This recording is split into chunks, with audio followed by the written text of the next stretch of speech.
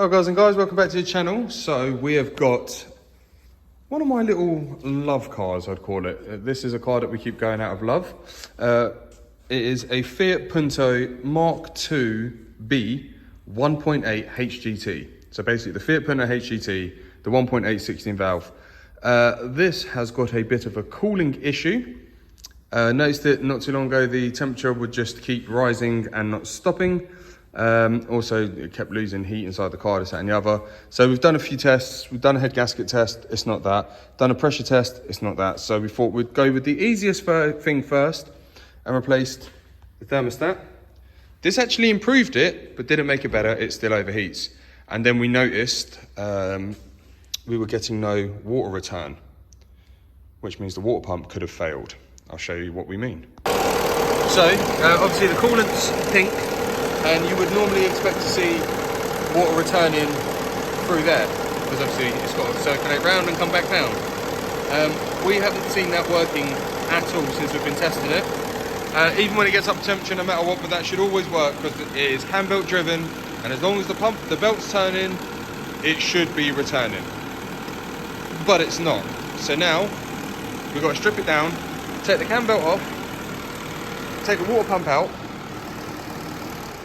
and see if it fixes it. I kind of hope this isn't going to be the end of this car, because this has done 175,000 miles I just got whispered to, which was really weird. So yeah, so on 175k, we are on a mission to see if we can get it to at least 250k. We hope. But from memory, we think the cam belt, well, I last did the cam belt around 3-4 years ago, so I think we just got unlucky and we've just had a water pump failure. But it's not too bad. It's not like it was only done like a year ago, so it makes me feel a little bit better, but not so much. So these are quite a fun job to do, so let's do them.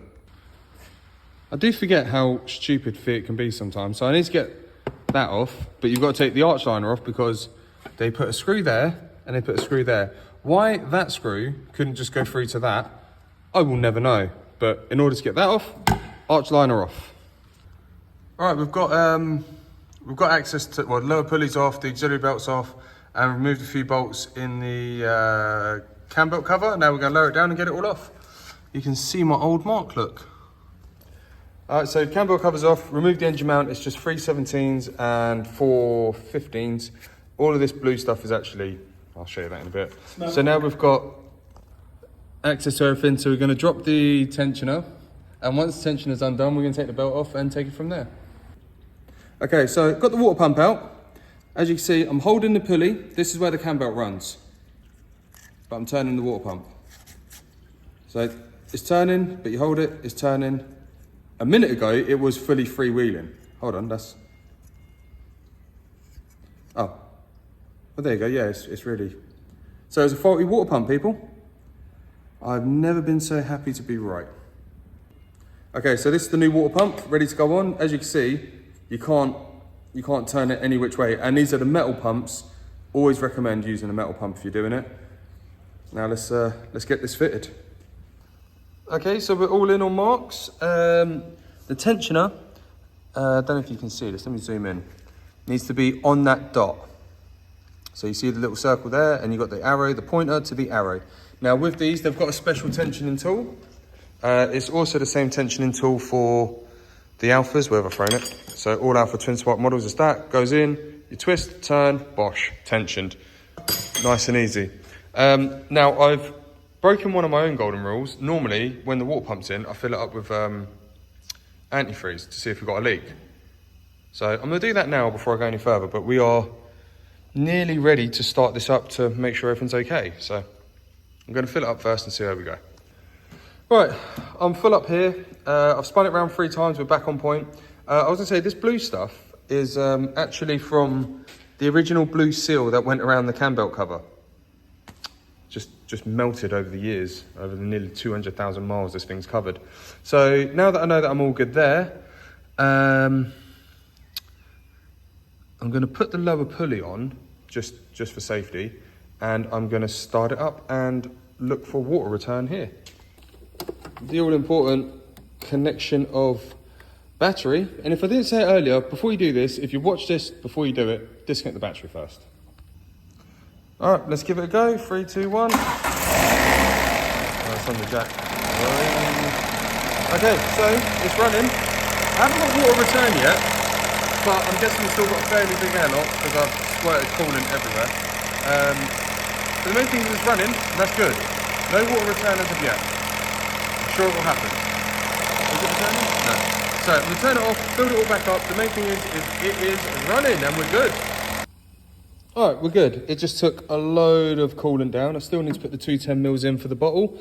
And at this point, because this is a friend of mine's car, I've told him that this has gone horribly wrong, because that's what good friends do. And as we can see, we are just starting to get the air coming out. The water level's gone down and just topped up again, and we are getting coolant return. Air, coolant. So, it is happy days. It is happy days. Another one saved. There is not many left of these HGT Puntos. They used to be really cool. I think they were like 130, 135 horsepower from a 1.8. They were brilliant. They even did a rally version as well, but I'm loving it. I love these cars. They're brilliant. Anyway, that's all together. Still got to put the bits underneath, and we're waiting for an auxiliary belt. So this one is nearly done.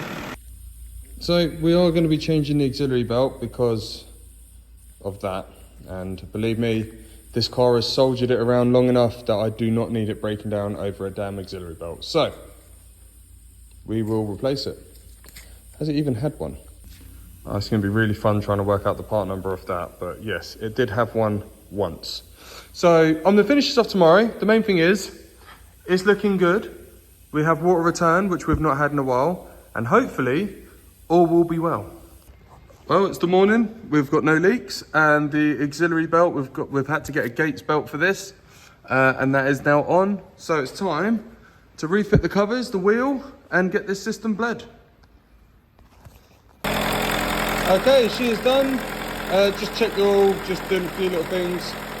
It's still got a couple of little niggly bits that we need to sort out, like the radiator support rubber has ovaled quite badly, so we need to get that sorted at some point. But now, let's get it up to temperature, get it bled, and get this little bad boy back on the road.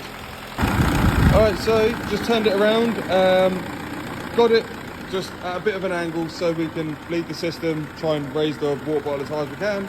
Heaters are on hot, blowing out, temperature's rising, which is good. We've just got to a quarter, but obviously it's a Fiat Alpha, so airbag failure is normal. Must have moved the seat. So yeah, temperature's rising, let's get it bled. Right, taking it for a little road test, it's up to temperature, everything is all good. So this Punto is done.